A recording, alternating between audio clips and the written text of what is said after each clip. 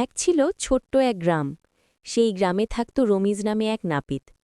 গরিব হলেও সে ছিল খুব বুদ্ধিমান আর পরিশ্রমী।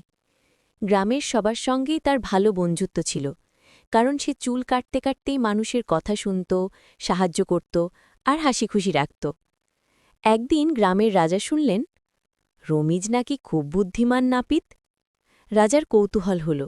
তিনি ভাবলেন, দেখি তো লোকটা কতটা বুদ্ধিমান। পরদিন রাজা নাপিতকে ডেকে পাঠালেন। রমিজ ভয়ে ভয়ে রাজপ্রাসাদে গেল। রাজার সামনে দাঁড়াতেই রাজা বললেন, রমিজ, তোমাকে একটা পরীক্ষা দেব। যদি পারো তুমি আমার বিশেষ নাপিত হবে, আর না পারলে তোমাকে জরিমানা দিতে হবে। রমিজ মাথা নিচু করে বলল, ঠিক আছে মহারাজ, যা বলবেন তাই করব। রাজা বললেন, এই ঘরে ৩টে বাক্স আছে।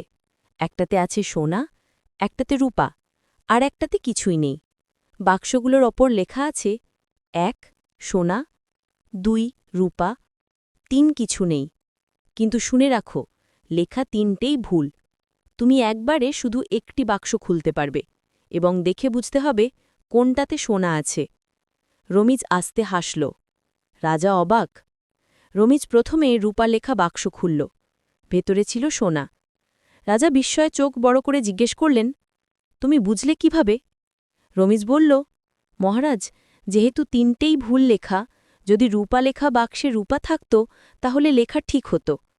তাই এটা ভুল হতে হলে ভেতরে অন্য কিছু থাকতে হতো, আর সেই অন্য কিছু হল সোনা।